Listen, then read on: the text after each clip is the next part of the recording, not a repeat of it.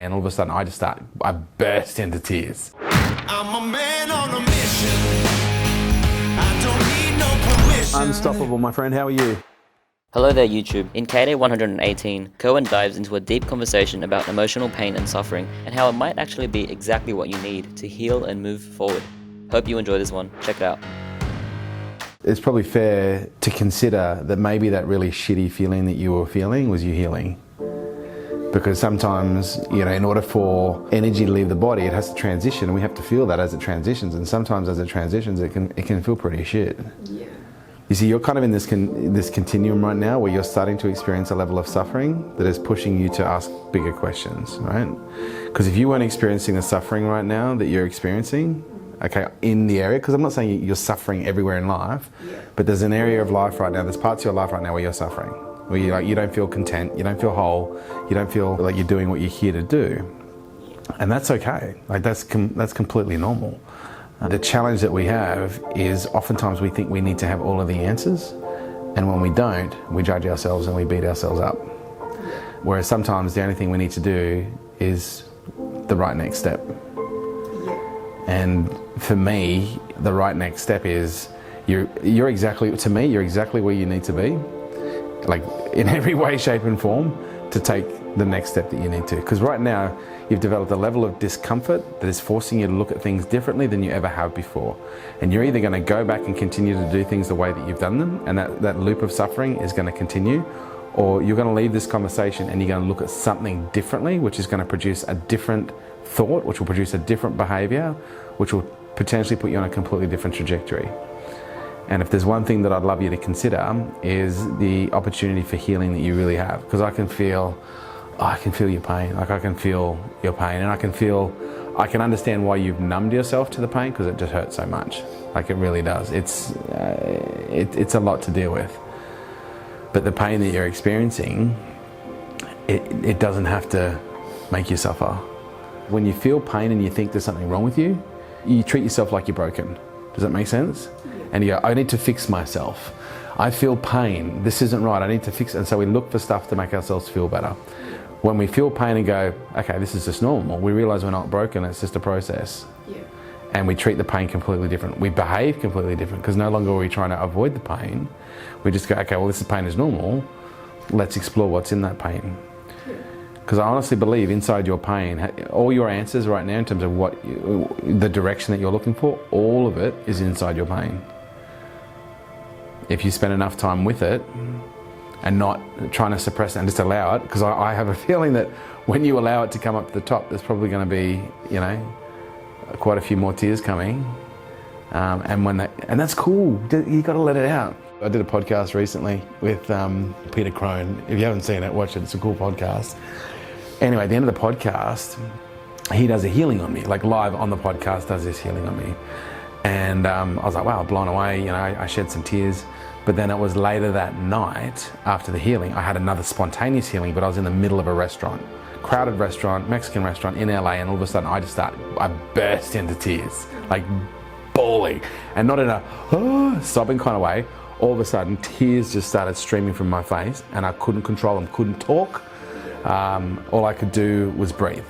And, in a situation like that, where that came up, it would have been so socially acceptable for me to, I don't know what's wrong with me, slap myself around and just go, pull it together, go to the toilet, wash my face, whatever. Whereas what I did is I just sat at that table and I cried. I had Matthias there, I had waiters walking past, and I was just like, well, it's got to come out, and it wants to come out now. And I just kept breathing. And for a good 15 minutes, I sat there crying like a little toddler without the screaming and yelling in the middle of a crowded Mexican restaurant in LA. And afterwards, I felt so amazing. It was incredible. But the thing that I really got from that is when we start to heal, when you start to let it out, it looks for cracks. See, right now, your pain is looking for a weakness in your psychology so that it can be expressed. And you are so fucking strong, you are so structured, you are so disciplined, there's not many gaps. That's why I'd suggest to you that if you continue to embark on the healing that you've started here today, just be aware of what healing looks like.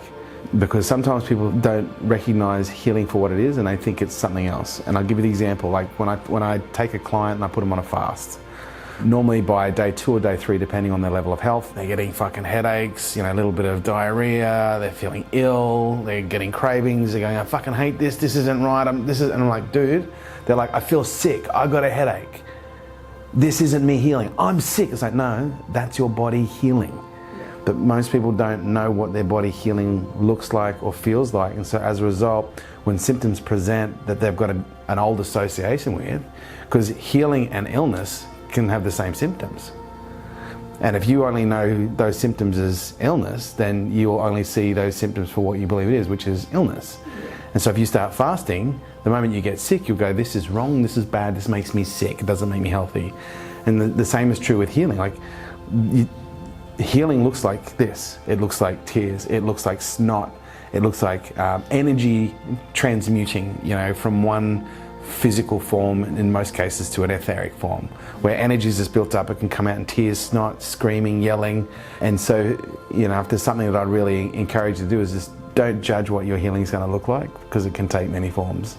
Sometimes it can take the form of an argument, where I don't know if you've ever had this before, but I've seen this in my relationships and relationships with others, where someone's at that point where they need to heal, and so they'll go and pick a fight with someone, and a fight will start, and then they'll burst into tears.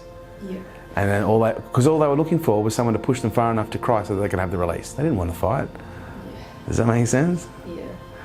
So just be kind with yourself, because you've got some healing to do, and you really should. You deserve to give yourself the time and the space to heal. Because if you don't do anything as a result of this conversation, nothing's going to change. Yeah. It's all going to keep on cycling under there. It's just going to boil up and bubble. Outside of you focusing on, you and your healing process, and a good next step, to me, it's never a bad choice to just focus on what would make me happy right now, or what's a question that I can ask myself that would focus me more on being happy right now. Yeah. And I think that would be very beneficial for you. Because you don't have to wait for anything to happen for you to be happy. You can choose to be happy, but in order for you to attain a level of happiness and consistency in that feeling, you've got to surrender to the suffering. The pain's not going to go away, okay, but you've got to change your relationship with suffering, because the moment you can relinquish the suffering, then happiness is going to be a lot closer to you. Yeah. And I would probably go as far as to suggest the main reason that you're unhappy right now is because you're suffering. Yeah. The pain that you're putting yourself through. But all of it is coming from you.